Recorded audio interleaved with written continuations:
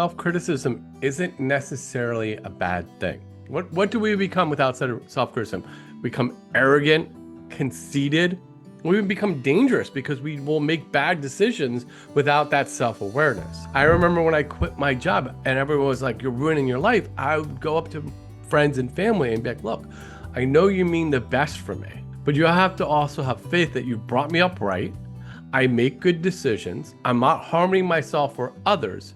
We think that we can control others, and we can't. We only can control how we think, how we feel, and how we behave. What would happen if I don't have enough money tomorrow? And that's Yeah. really, I would say, the driving force for a lot of us for the work we do, the jobs we hate, but still are in it. Look, I live in the United States of America. There are no safety nets here. Worry is a reaction to uncertainty. Anybody that tells you that life isn't hard is lying to you. Life is hard. Listeners, we all have been there. And, the situations we often discuss on this podcast are some of the things that I have personally gone through in my life. And I'm sure most of us have already experienced, most of them out there. And today we are discussing something that I went through, I would say, the complete breadth and width of it in 2023 when I was really going through turmoil in my life. And though a very simple word to say, just a 5 letter word, but it's worry. And we all human beings are worrying about something or the other every second of our life.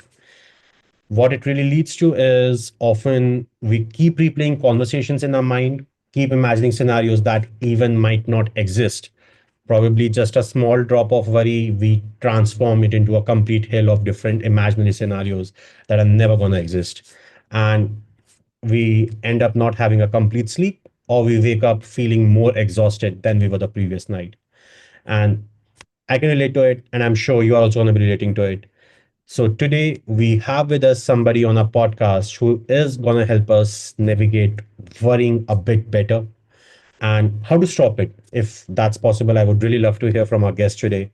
Mastering emotional intelligence and reframing self criticism, something we all are really masters at.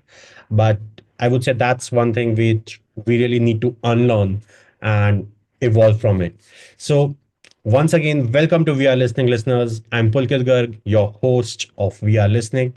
And today we have got Michael with us. Hi, Michael. Hi, how are you doing? Doing great, doing great. Why don't you share a quick introduction to our listeners?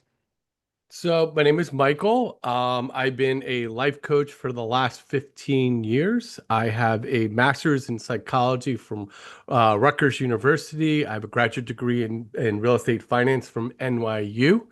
For the first 12 years of my life, I worked in New York City in real estate development, acquisition, sales, and marketing. And then I decided to quit my job to go on a sort of spiritual journey. I became a yoga teacher. I became initiated Hare Krishna. And then I met my wife and decided to go and try to figure out what to do with my life outside of my job. And I had this master's degree. And so I decided to start being a life coach. I like being a life coach over a therapist because a life coach is more of having a coactive conversation with somebody versus a therapist. And that's what I've been doing since 2015, about so 10 years. Yeah, 10, 12 years. Well, that's amazing. That's amazing. Um, why don't we start with your trip to India? You were just mentioning me that you visited India around 15 years back and you went to Rishikesh and some other cities. How was the trip hmm and what were your takeaways from the trip? Well, first of all, I find that it's a country of dualities, right? I find that's what I find so fascinating. Um, It is one of the most spiritually intellectual countries with where in you can be in one space which is peaceful and harmonious and calm with great self-awareness and introspection. And then you can walk outside and be in absolute industrial chaos and movement. And so I find like India has this duality between, in Sanskrit we'd call it sattvic, the mode of goodness, and rajasic, the mode of passion. And there's just usually these two interacting dualities that are playing against each other 24 hours a day. And that's my main takeaway, besides the sights, the sounds, the smells, and the taste. Well, I can totally agree with you. I will not deny to that. Being living in India for mostly the complete life of mine, I see it every day in, day out, where people are trying to find balance between their passion and the part to spirituality. So I totally agree on that. But help me understand, Michael, one thing where, you know, during even the introduction, I talked about self-criticism. And Hmm. that's something really, in my personal opinion, is what holds a lot of people back. It's not allowing them to realize their full potential, not move ahead in their lives. What are your thoughts on that? Hmm. Well, I always start with trying to explain to individuals that self-criticism isn't necessarily a bad thing, right? A lot of times we think that because we experience an emotion or a behavior like self-criticism, that somehow we label ourselves as bad or flawed, and then therefore we internalize it, right? So if we start with the understanding that self-criticism is this an evaluation tool to examine one's behavior, one's interaction with self-awareness, then it empowers us, right? Then it gives us the ability to take action to become a better version of ourselves. But we don't do that. What is so hard and challenges is that self-criticism is that ongoing dialogue where we label ourselves as bad or flawed, and then we internalize that criticism as an identity, and therefore we stay stuck and stagnant, right? I'm not good enough. I'm not capable. I'm a bad person. And therefore, that's what holds us back. So it's the interpretation of the evaluation and the action that comes afterwards that makes it insidious, not the actual evaluation tool. Because without self-criticism, what are we? What do we become without self-criticism? We become arrogant, conceited. We even become dangerous because we will make bad decisions without that self-awareness. So that's the first understanding, that self-criticism is a evaluation tool. It's insidious when we internalize it. From there, what we have to understand is what type of criticism do we have? Are we experiencing comparative criticism, or are we experiencing internalized criticism? Those are the two different types of criticism that cause us harm. Comparative criticism is where we compare and contrast ourselves to others, Mhm. or we feel that others are constantly judging us. And internalized criticism is commonly known as maladaptive perfectionism, where we set a standard of perfectionism that we don't live up to, and therefore we become overly harsh and critical because we're maladaptive in our need to perform at this certain level. Yep. I can totally relate to that. For me, it used to be a scenario where I used to always set very high standards of, success for myself. And Hmm. in scenarios where I was not able to live up to it, I used to be so critical of myself, where I would put myself down and I would say, you have not achieved anything. For a lot of things which, a lot of my peers would say, Pulkit, you have achieved something that's really difficult to achieve. And Hmm. I would be like, anybody can do it. If I have been able to do it, anybody can do it. And Hmm. Hmm. that's where I used to be really not appreciating the efforts and the time I had invested in achieving any milestone in my life. And now, over last 2 years, I have started changing that narrative and growing with my own pace. I'm not. I'm still in a rush. I would say I've not 100% been there, but yes, to a certain extent, I have evolved myself where wherever I find myself in anxiety or worry, I say that let it go with the flow, let it take its own course. I can just put in my efforts and things are gonna get get fit in and when they're planned to.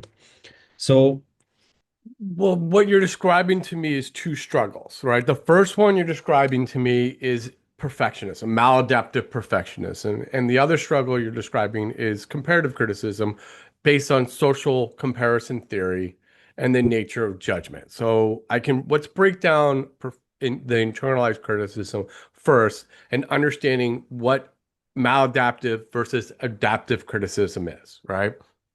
So when we have a high degree of self-criticism due to the internal nature of the self, due to the nature to be a high performer, right? In a lot of capitalist democracy cultures, there's this idea of hyper competitiveness, hyper hustle culture, always trying to work hard, get ahead, get educated, make more money. And if we're not at the top in our field in the standard, that somehow we are a failure. So it's either we're at 100 or we're at a zero, right? Yeah. That's called maladaptive perfectionism, right? It means that it's either black or white. So anything less than perfect is a failure.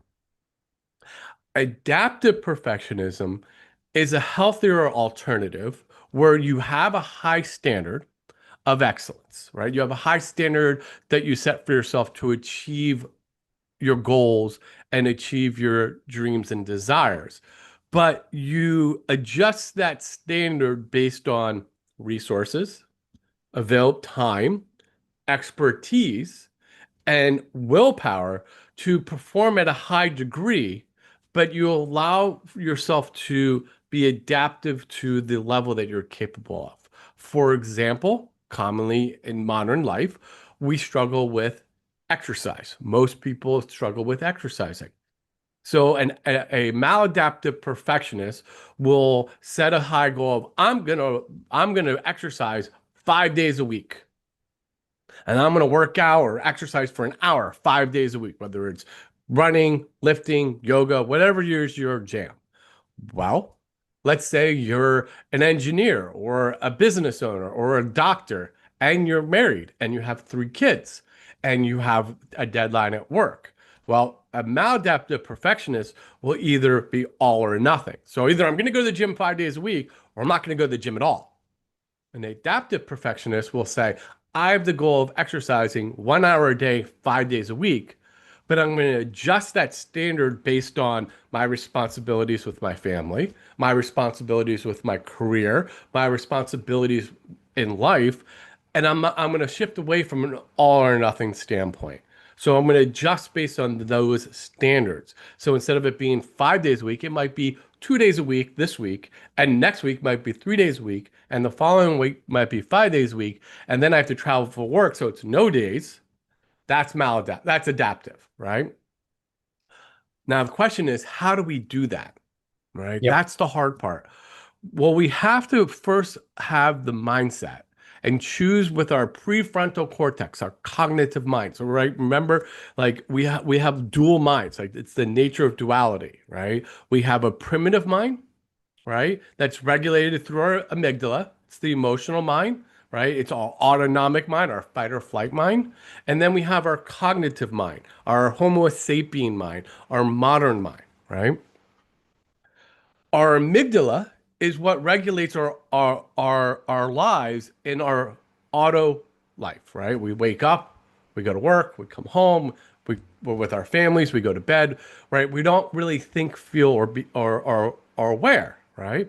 And our cognitive mind is our prefrontal cortex that allows us to regulate and override our autonomic emotional responses, right? So that when we have maladaptive perfectionism, which causes a high degree of self-criticism, we have to use our cognitive mind through willpower to reprogram our thinking by recognizing that perfectionism is unattainable, that we aspire for greatness by pursuing excellence. And the reason why that's a powerful mantra and it's based in science is because greatness is based on a degree variant, right? Greatness is comes from the word gratia, which means granite, gray. So greatness has gray in it, meaning it's neither black nor white. It's different degrees of greatness. So you get to determine what that degree of greatness is. And then excellence is that you are able to complete a task, a project, or a goal where it's completed with where you don't have to have any concern afterwards. The example would be for those in college, common example, right? You go to college and you have to write a two-page paper, right? A perfectionist will spend 48 hours writing a two-page paper and get an A, right? That's a maladaptive perfectionist. An adaptive perfectionist that pursues excellence by aspiring for greatness will spend 5 hours writing an A paper and complete it and still get an A because it's good enough that they don't have to worry about it afterwards. And that's the difference. And that's how we have to navigate our maladaptive internal perfectionism that causes self-criticism. Understood. Understood. See, I totally agree with you when you say that self-awareness is important and self-criticism to the level where it is around self-awareness and it's enabling you to be the dynamic being you are as a human. It's acceptable. Mhm. But help me understand and navigate this as well, where the criticism and judgments from the people around us, the Well, label. that was the other side of the equation. I just wanted to give it a pause so I didn't like overload the audience, right? Because this is a lot of deep stuff, right? These are hard things to navigate. Because I'm saying this stuff today doesn't mean that you're solved, right? This is why I call my company the Elevate Life Project because it's a constant project. We have to constantly work on balancing our amygdala and our prefrontal, our cognitive minds, like our primitive and emotional minds, right? Comparative criticism is the idea that we constantly compare and contrast ourselves to others, right? And we're told that that's wrong, right? Somehow, that don't compare yourself to others. That's bad. Well, that's a terrible advice because it's impossible. That is the worst advice that you can ever give anybody. Don't compare yourself to others. We are group-oriented individuals. What separates us from every other species on this planet is our ability to collaborate with each other, right? That we form groups by nature. That Yep. is who we are as individuals, right? So in a group, you have to understand where you stand in your group, right? Because there's a leader, right? There's an alpha or right? And Yep. there's an omega, and there's everybody in between, right? There's there's a CEO of a corporation, there's senior vice presidents, there's directors, there's managers, there's team leads, there's employees, there's factory workers, right? We all that's the nature of a cooperative existence. That there is a hierarchy, because without a hierarchy, an organism is unable to function in a cohesive environment. So as a result, we compare and contrast ourselves to others as a way to fit in, right? I know where I stand in this group by comparing myself to others. How do you know if you're doing well in this world financially? Well, you look at your financial bank account and you go, wow, I have X dollars in the bank account. And I know based on statistical data, I'm better off compared to other people. How do I know if I'm physically fit? Well, I can look at myself in the mirror and say, okay, I weigh a particular weight. I can run a mile in a particular amount of time compared to other people. Therefore, I know I'm in shape. How do you know you're doing well in school? Well, you get grades and you get a class ranking, right? This is the nature of what it means to be a part of a group. That's called social comparison theory, right? The problem with modern life is this, right? We have, I like to call the weapons of mass distraction. We have the 24-hour news crap. We have the 24-hour social media. And I'm sorry, anybody out there, social media, is toxic. We all know this now. It's not good for you. It does not make you feel better. It's entertaining, and we can get into that. We can talk about why social media is entertaining. We can talk about why, when we're going through bad times, we get addicted to social media and news. We can talk about that, but it's not good for you. No one's going to say it's good for you. And I'm not saying that you shouldn't go on social media. I just think you need to be aware that it is going to cause negativity, because when you're on social media, even if you're following the most influential, positive people out there that are inspiring and uplifting, there's still a degree of social comparison theory, because you will by default look at your life and say, wow, I'm not at that success level. Therefore, I must be a failure. I'm not living up to that stage, right? We shield ourselves from social comparison theory and comparative criticism by developing self-esteem rather than self-confidence. Now that's gonna whole different conversation. So if we want to pause there, and I can get into that next, I can get into the difference between self-esteem and self-criticism, and how self-esteem shields us from that comparative nature. Sure, sure. We can take it up as a next question. But Michael, just a little follow up on this particular part, where right now you shared about things on the social comparison when it is us who is comparing things, right? By Uh, nature. yeah, by nature. What I really wanted to touch upon was, I'll give you a scenario and probably that will help articulate that better. Let's say there's an entrepreneur who tried his or her best out there to get the startup succeed. But due to certain other scenarios, the startup didn't succeed and the entrepreneur was ready to accept it, that okay, it was a learning and I'm ready to move forward. But now the people in the inner circle, let's say parents or the friends, they started labeling that you are a failure, you were not able to achieve anything, you wasted your life. There is a certain degree, and I could be wrong in saying this, there is a certain degree of resistance to those labels you could have as an individual, because you yourself are evolving from a space which you never envisaged yourself to be in. And with the pressure and load of those labels coming on top of you, you start to somewhere the internalize that those labels and become self-critical of yourself. What are your thoughts on that? Absolutely. Absolutely. Everybody goes through that. Look, I left my job working in New York City, where I was making $250,000 a year in 2008, seven, seven, right? I mean, that was almost, what is it, 10, 20 years ago in the United States, right? I mean, come on. I mean, like that, like today, that would be a $500,000, right? And everybody thought I was insane, and everybody was judging me. You're ruining your life. You're throwing your life away. You're going to fail. You name it, right?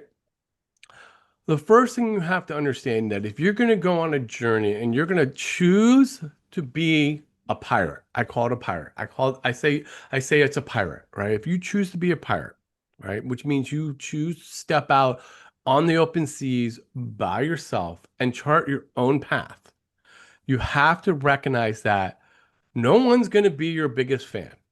And no one's going to be like, oh, you go, you got this. They're going to judge, condemn, and criticize you. And that's the nature of humans. And you have to be mindful of that. Like, you can't take it personally, right? Mhm. You have to recognize that, and you have to build boundaries around that. I remember when I quit my job and everyone was like, you're ruining your life. I would go up to friends and family and be like, look, I know you mean the best for me, right? And I respect you for that. But you have to also have faith that you brought me up right. I make good decisions. I'm not harming myself or others. And you can either judge me every time I see you, and that's okay. And I will see you at holidays and birthdays and celebrations, and that will be what it is. Or you could be mindful of what you say around me, and I'll talk to you all the time and hang out, right? Because we think that we can control others, and we can't. We only can control how we think, how we feel, and how we behave. So as a result, in any interaction or any circumstance with another individual, we can either accept their behavior, we can remove ourselves from the behavior, or we can change our behavior around the person. So for any individual that's going out there that's going to be an entrepreneur, You first have to change your behavior by keeping it close to your chest and being mindful of who you share your journey with. You also have to accept other people's feelings around it without judgment, and and recognize that you might have to remove yourself from certain people in your life who are not going to be your biggest fan. That's the facts of the life. The second component is you have to be mindful of the sunk cost fallacy. Sometimes we fail at a business, right? When I first left my job and I was going to start my career, I thought I was going to be a successful yoga teacher. I was going to open up a yoga studio in the United States. I was going to teach yoga. I was going to make all this money and be a yoga celebrity. Failed, made no money. Then I thought I was going to be a yoga therapist and a massage therapist. And I thought I was going to make all this money. Failed. Pivoted again. And I thought I was going to be a spiritual life coach. And I was going to help people with meditation and mindfulness. Failed. Finally, I pivoted to what I do now, where I help people through dialectical coaching, and I have a successful business. I'm not making $1 million a year, but I make enough to own my house, pay my bills, own a car, have a good life, right? Now, one day I might make more, but I have a good life. We have to remember that just because we have an idea doesn't mean it's going to be successful. And just because we put years into it doesn't mean that we should continue. Sometimes we have to be able to change course or change directions, because if we don't give up, right, we'll be successful as pirates charting our own path. But you might have an idea in 2025 that you think is going to be what's going to support your life, but in 2035, it's going to be something else, I guarantee you. And you have to be willing to pivot and change as you face your setbacks. The final thing is this: it takes time, right? Too much instant gratification, too much, I need to be successful overnight. I started my journey doing what I do to now in what, 2012? I did not start making enough money full time to support myself and all I did do until 2020, right? So from 2012 to 2020, I was constantly struggling and like finding different ways to make a living, but I was not thriving. And then my business took off in 2020. And I've been slowly increasing that income. So it's now 2025. So it's been 12, 13 years where I'm like, wow, I've really gotten to the next level. That's what people don't want to do. They want to be successful in 90 days, not 10, 12 years. And if they're not making $1 million a year, if they're not a baller, somehow they're a failure. I make a good living. I'm not famous, but no, I don't have a corporate overlord either. So, that go figure. That's where we struggle. I can totally relate with you and your journey, Michael. I sort of started my entrepreneurial journey in the year 2016. I was fortunate enough to get a job placement right after my college, completing my graduation as part of the campus placement drive. But those 8 months in that organization, I was really finding myself disconnected. Um, Hmm. no hard feelings for the organization, amazing organization to work with, to have your career. But I felt it wasn't for me because the work profile with which mindset I had gone into that organization wasn't really offered. It was something very totally different. And the time when I discussed with my senior, project manager out there, the time that was required to reach that level, which would have, really satiated me, was probably more than 3 years. And it was Hmm. some opportunities presenting me in my entrepreneurial journey, uh, which was supported by the efforts I had previously put in before I got into that job. And I was just 8 months in the job. I thought, okay, let me give it a try. The worst thing that's going to ever happen to me, I would have to get back to the job. And probably in 3 or 4 years' time, if my peers would be at, let's say, 2x or 2.5x of the current package, I probably Hmm. in starting at X. That's the worst thing that could have happened to me, nothing else. And it's nearly 10 years today. I am really happy. I have seen a fair share of struggles and challenges in the life. Uh, Probably 2020, where your business took off. For me, it was the time when my business started to decline.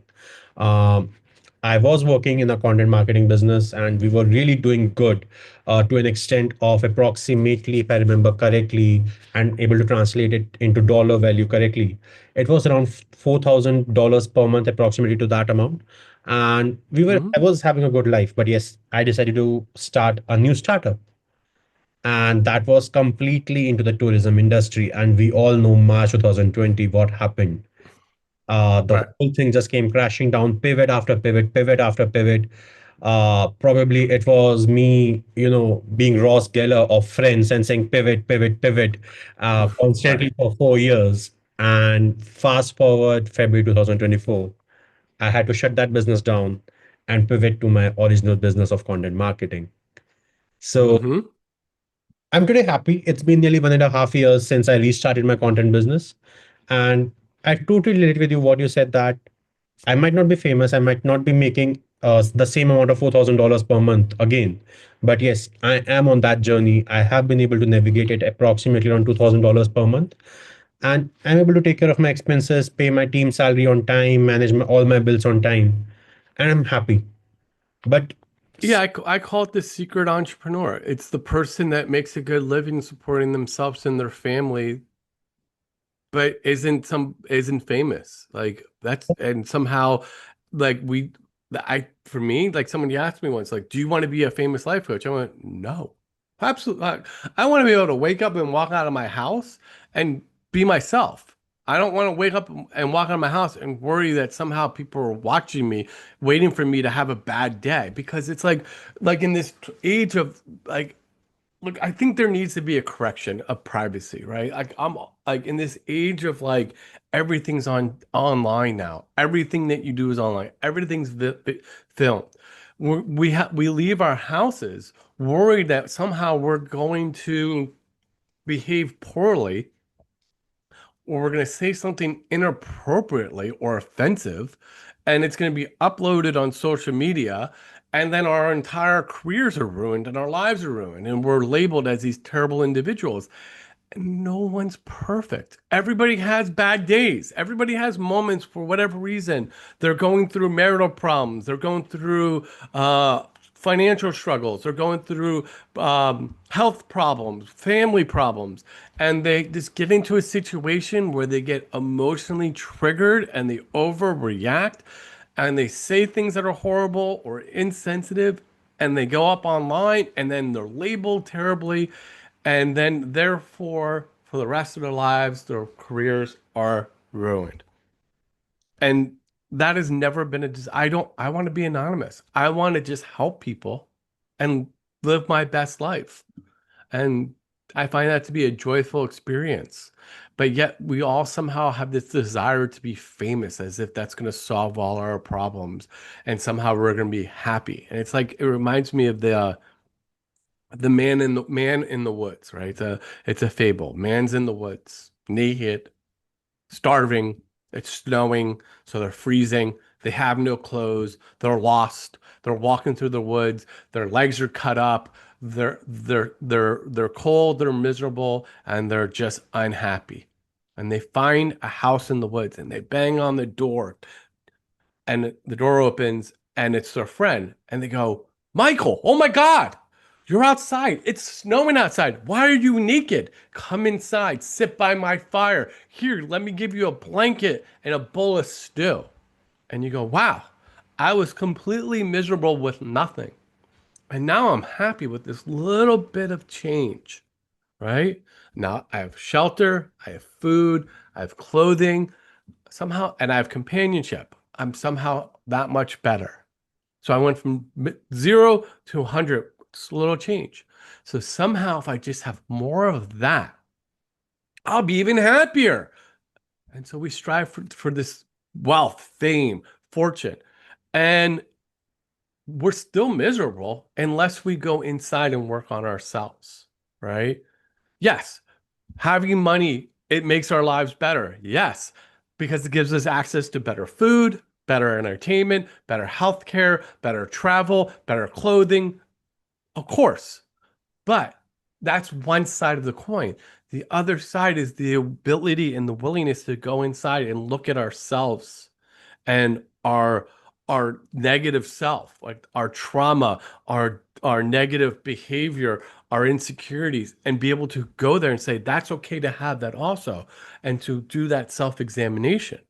And we're so obsessed with this idea that we're always supposed to be happy and productive and just thriving and 10xing our lives and being the best at everything. And that's just not a reality. We can have it all. We just can't have it all at once. And that's okay also. And so we have to be comfortable in these spaces online in podcasts where we allow a certain amount of privacy. We have to go back to like there has to be a degree of privacy in this world. And we have to have a degree of reality where there is both the shadow and the light, and that's okay also. I agree. I totally agree with you, Michael, on that. And I believe it helps you to lead a very, I would say, holistic life as well. You don't have to always, keep a watch on your shoulder. Who's watching me? Who's watching me? You don't have to live with that worry. And Right. had the opportunity to work with certain celebrities, and they are constantly worried about who is watching them, who is tracking them. Are there any paparazzis around me? And I have to be in the certain contact. They are not able to be their natural themselves.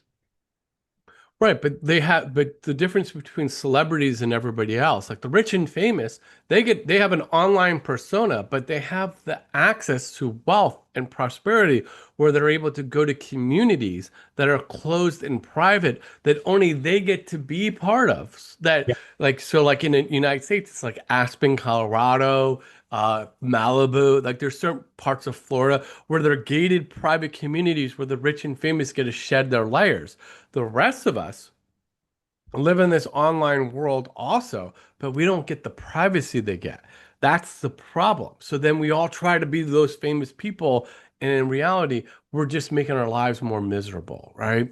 It's this idea that somehow being famous, being rich solves all problems, and it just doesn't, right? It's just my philosophy. It's like I have this ongoing dialogue with colleagues of mine where we're fascinated with this phenomenon where the top podcasts are all personal growth, self-help podcasts.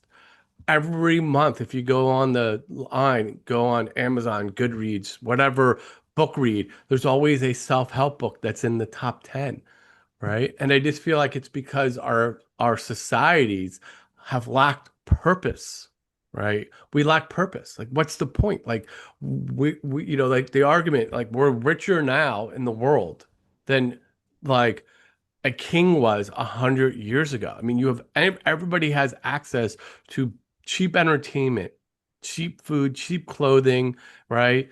But yet we're still miserable because we don't have purpose anymore, right? Except to get more of it. And so we go out, we work really hard and we get more of it. And then we go, I'm still not happy. And then, we get radicalized in some capacity because of it. And that's because we need to figure out our purpose in life. And for me, my purpose is to be self-aware, to work on myself, to understand who I am as a person, to be a scientist of myself, and then to try to teach others to become their own scientists of themselves while they pursue their personal professions, right? You can be self-aware and dig a ditch. You can be self-aware and be a CEO, right? And I think that should be our purpose to be more self-aware. Michael, before I move on to the self-esteem point that we were discussing, one final touch, Hmm. and probably it would be just a brief touch upon the social media aspect. Uh, with the advent of the technology and social media, what are your thoughts Hmm. on the difference that has come in the parameters of success measurement? I have issues with social media in general. I don't know what the solution is. I just think it's a plague on our societies. Like social media does not. Like I believe that humans are strongest when we're united, right? When we're united, we're the strongest, right? And by default, humans are by default good people, right? Right. In the 1950s, there was a book written called Lord of the Flies. In America, it's a book that every eighth grade kid reads. And the book was based on the reactions of World War II, right? Because we looked at World War II and people were shocked by the atrocities that people did on both sides, right? Every like killing and murdering and the absolute horror of the destruction on a global scale, and people were horrified. And this book surmised, right, that humans by default are savages, and society and government is what holds us together. And this was the general theory that what for 50 years, right? Society, the rule of law and society is what holds humanity together. And by default, we're savages. Well, that's been disproven. Our default nature is to be compassionate and to love people, right? That's our default. We feel good when we're around other people. We feel good when we're compassionate to others. We feel good when we do nice things for people. No one feels good when they screw somebody over, like, haha, I'm a good person because I robbed my neighbor, right? Or we feel good when we hug our neighbor. So why do people do horrible things then? And we do horrible things because of the group that we belong to. So we do it in the name of the group, right? Our club, my group, right? What I belong to is the good guys, and everybody else is the bad guys. And I just think social media amplifies that division, right? Social media has given us the ability to hate everybody that doesn't think, feel, look, or behave the way we do. And it's just made us more and more isolated. And, I think it's become a plague on our society where these large tech companies in the world make profit and money off of dividing us by pointing out the differences that we have in our religion, the differences that we have in our clothing, our skin color, our worldviews, and therefore to make money. And you have to ask yourself, why do they make all this money? Well, because as humans, we have what's called negativity bias. We gravitate towards negative, right? We weigh negative information more heavily than positive, right? When you go on a family vacation and and someone goes up to you and says, "Hey, how was that vacation?" You typically will respond, "Oh, it was really great. We went to Chennai, we went to Europe, we went to Disney World. It was really great." But we had this really one real big blow up. And that's what you remember, right? Right? You don't remember the amazing time. You remember the huge blow up you had with your family, right? That's negativity bias. So we gravitate towards negative information because it's our default, because it's part of our fight or flight response, right? It's our amygdala. So we gravitate towards negativity. And if we're not doing well in this world, if we're struggling at home, right? Our marriage, our finances, putting food on the table, right? Work, whatever it is, wherever we're struggling, we're just not in a good space. Do you think people would turn on a podcast like this and listen to this? Some do, but most don't. Most turn on the news or they go to social media because having an enemy makes us feel better. It's as simple as that. That's the science. When we have an enemy, we feel better short term, right? And so as a result, social media, it's designed to have us have an enemy to feel better about ourselves. So then what do we see? We see celebrities having these amazing lives. We see business entrepreneurs on stages speaking to 10,000 people and saying, look how successful I am. And because you can too, if you sign up for this course and do this. But if you don't, it's because you're a failure, right? Make me feel bad, right? That's what it does, right? And so we put this facade on social media of having a great life and looking at everybody else and saying, well, you're the problem, not me. I'm the good guy, you're the bad guy. And that just makes us feel better. And that's why I have like very torn, mixed emotions around it. I use social media for work because I have to. And I don't think social media is necessarily bad.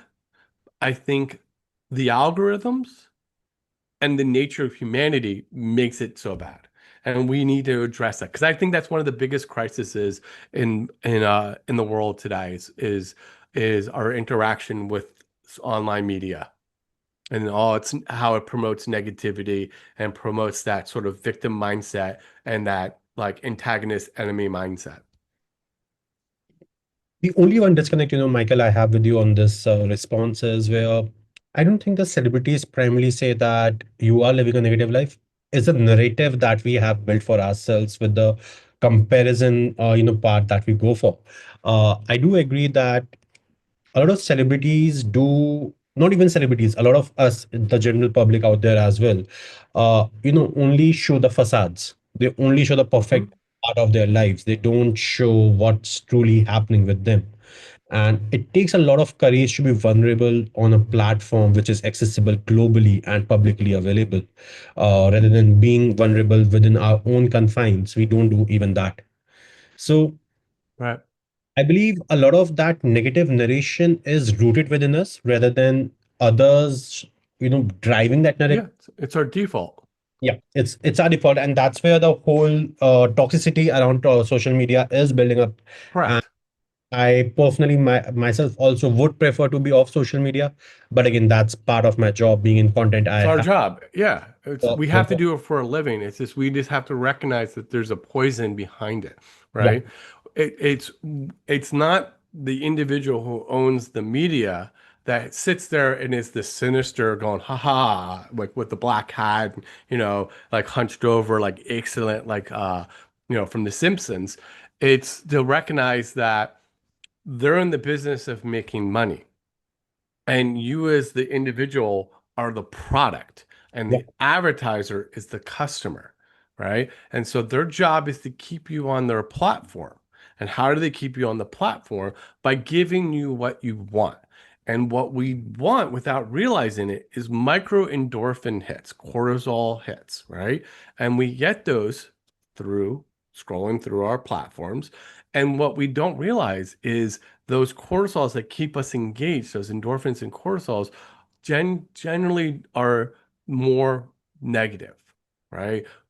And so the consumer, or we, the product, make it negative, as well as the owner allows that negativity to perpetuate. So it's a it's a dual conversation. So we have to take responsibility.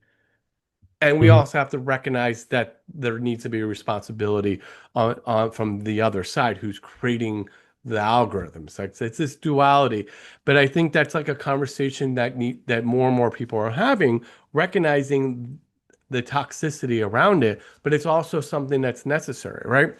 I remember when, like 10 years, 15 years ago, it was the great platform that was uniting us and bringing us all together and seeing people from different places and different cultures and different communities. And it was like, oh my God, this is amazing.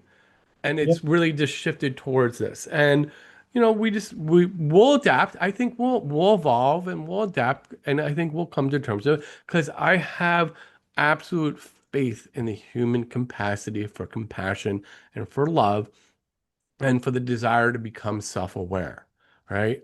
When we are given the space to look inward, we become great people, right? We build great monuments, we create great businesses. And that is something that we just have to understand and work towards and adapt into this new ecosystem that we're all trying to come to terms with and understand. Like these conversations are amazing. Yep. Social media is a part of it. It's not all bad. We just have to, just like you and I have amazing parts of us, but there's also the dark. And we have to just recognize that dark and not ignore it, not identify it, not use it as a shield to justify bad behavior, but to recognize it and then look for the solution. I totally agree with you on that, Michael. Um, so why don't you, shed some light on the point that you were mentioning about self-esteem being one of the safeguards or, helping us evolve further? Yeah, well, I think most people try to build their life around self-confidence, right? And so we have to understand there's a difference between self-esteem and self-confidence. Like most people think they're the same thing. Self-confidence, I call it is situational specific, right? Self-confidence is how well you're able to perform a particular task well, right? So you can have a lot of confidence in your ability to cook a great meal, and you can have zero confidence in public speaking, right? It's all skills based, right? Self-esteem is the general impression you have on yourself. It's recognizing both your strengths, the things that in this world that you like about yourself, right? How you look, how you feel, your accomplishments, right? Everything in your life that you like. But it also is recognizing the things you don't like about your life and looking at this and saying, this is my whole person. And recognizing that the areas I don't like about myself, my personality, isn't I don't excuse it. I don't justify it. I look at it as opportunities for growth, for personal improvement, while looking at for the areas of my life that are gratitude that I like, right? That's self-esteem. Problem is, most people build their lives around self-confidence, right? So they'll be like, they love their lives. Great job, beautiful wife, beautiful husband, great kids, right? Health, wealth, they have it all. Everything's all about the external. Well, there's an economic downturn, they lose their job, or their wife and their marriage begins to kind of fall apart for some reason, then they don't have a good marriage, or their kids are not doing well. And somehow then they have lost their mojo or their magic. And they'll be like, I want to get it all back because everything's about the external. It's all about the trophies on the wall. It's all about the recognition that they have at work, right? That's all confidence. And it's good to have confidence. But when things go wrong, right? Like COVID in 2020 that we all lived through, right? When there's economic downturn, where there's a health concern, when you have self-confidence and it's all based on the external, and one of those areas gets removed for whatever reason, then we fall down, right? When we have self-esteem also, when we accept ourselves, both our strengths and our weaknesses, and we can look in the mirror and say, well, these are the things I like about me. These are the things I don't like about me. And I'm always going to work on the things I don't like. Like for me, I struggle with anger sometimes. I have ADHD. I don't like those two things about me. I'm aware of them. I work on them, but anger causes me to ruminate excessively. So I have to constantly work on it. All right. But I also like my ability to have empathy and my ability to connect and understand others. So, like, yay.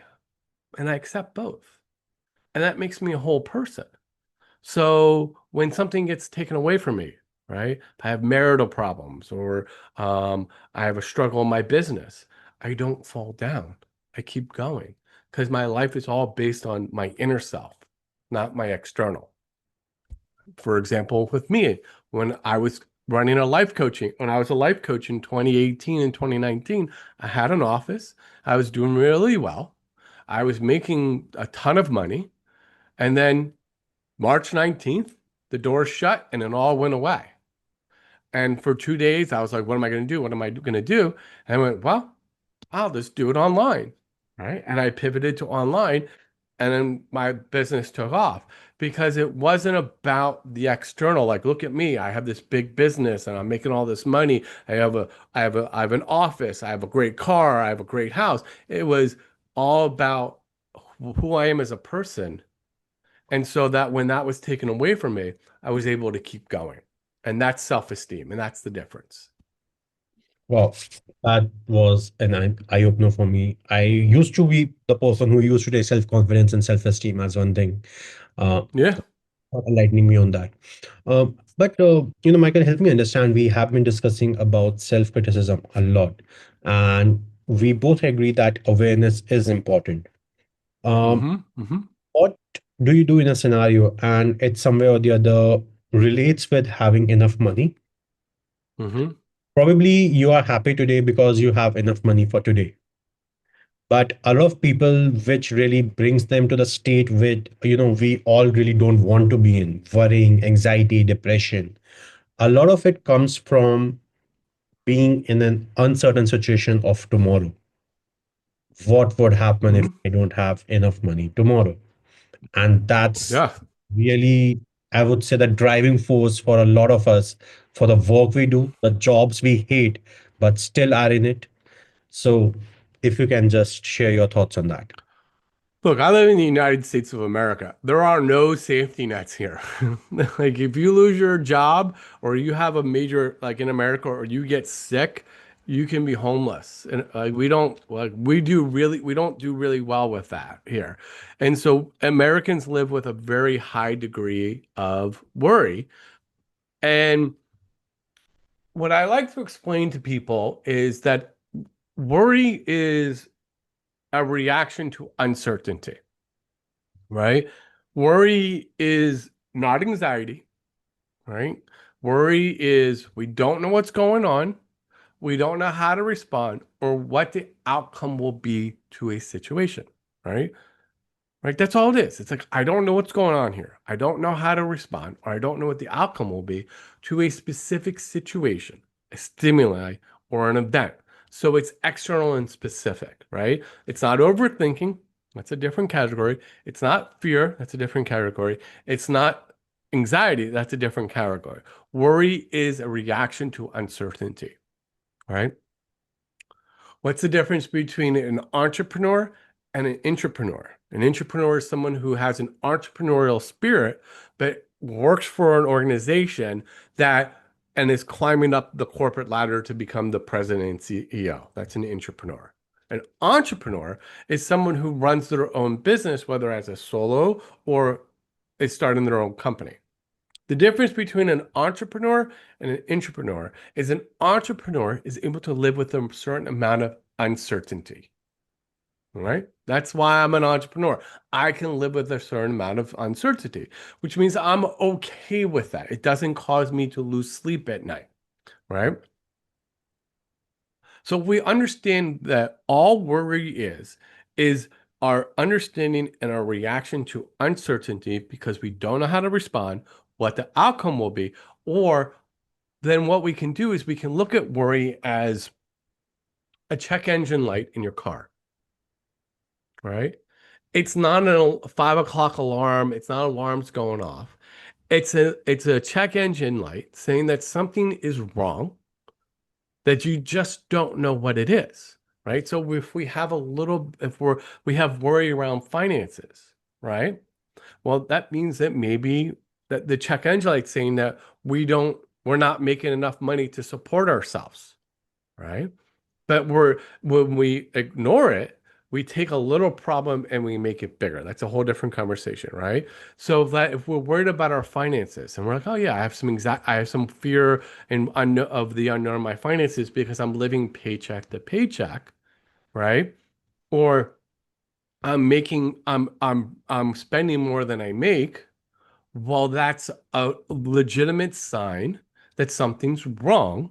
So then when we experience that worry, then we have to take action to solve the problem. What a lot of times people do is they experience that check engine light of worry and they ignore it.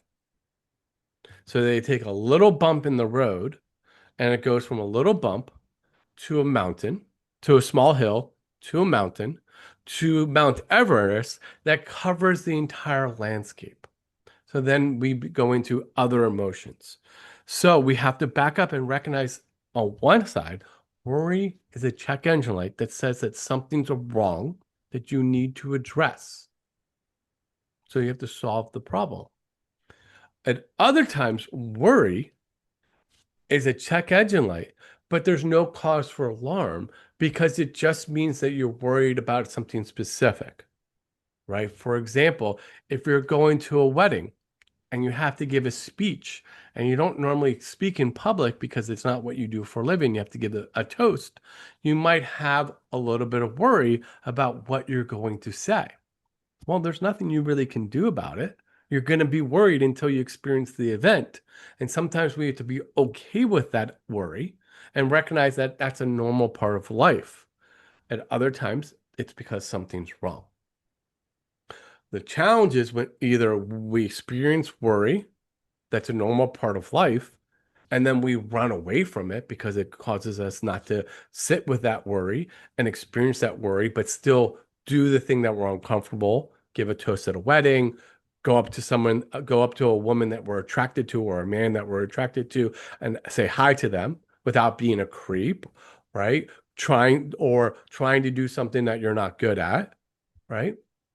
A lot of times we use worry as an excuse to justify avoidance. At other times, we ignore worry because don't want to face the problems. And a lot of times that's money, health, relationships.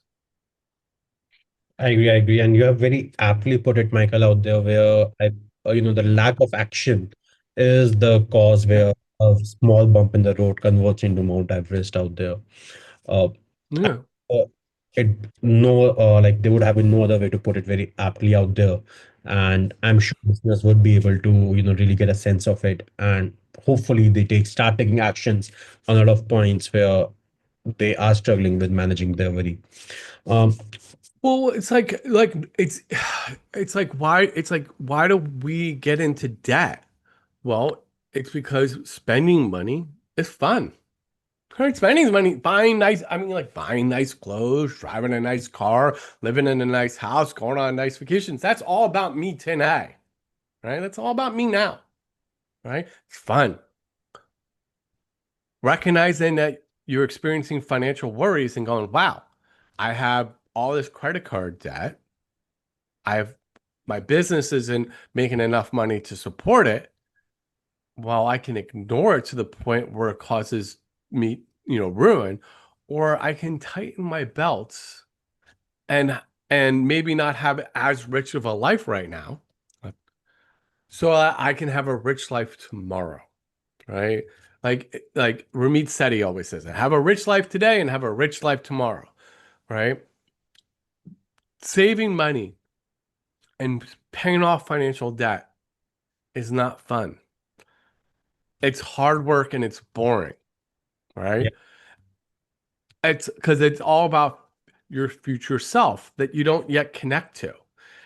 And so you have people do these pendulums where like they'll just spend all this money and then they'll try to be a monk and not spend any money. And it's about finding that balance, right? So that if you do have financial worry, that's legitimate, meaning that you don't have enough certainty in your life. So you have to ask yourself, well, what would cause me to not have as much financial worry? Right? For most people, it's just having like, 10, $20,000 in savings. And some people are like, well, I can't do that. That's like, I only make, X dollars a year. When I started this business, I was only able to save $10 a month. But that $10 over time adds up, right? We start small and we make change slowly. And over time, the more we save, the more that we find that balance between having a rich life today and a rich life tomorrow. The more that we have the compounding effect, the slower, more and more closer we get to a certain level of certainty and less worry. This is how it works. Wow, amazing, amazing. Michael, before we conclude, any final thoughts you'd like to share with our listeners? You know, life is hard. No one, anybody that tells you that life isn't hard is lying to you. Life is hard. You got to choose to get up in the morning, and you have to choose to recognize where you're struggling in life and say, these are my struggles. You don't use those struggles as a shield or an excuse, but we also don't wallow in those struggles. We can recognize that we're struggling. We can be sad, we can be lonely, we can have worry, but then we have to choose to use that our minds to take that information, validate it, and then try to find solutions to do because life is rewarding. It's worth it. And to just keep going no matter what. Yeah. Thanks a lot, Michael. Thanks a lot, for such an insightful conversation and helping us navigate between worry and self-criticism, and specifically on self-criticism. The points and thoughts you have shared, the insights you have shared are really, really, in depth, and I'm sure it's going to help a lot of listeners out there. My pleasure. I love doing this. Thanks a lot. And to our listeners, if today's conversation touched something within you, whether it's worry that keeps you awake or that little inner critic that just won't go away, I invite you to take the first step. Share your worries or questions on an anonymous mental health platform. The link would be shared in description. And sometimes voicing it is the first act of healing. Until next time, remember, we are listening. Thank you.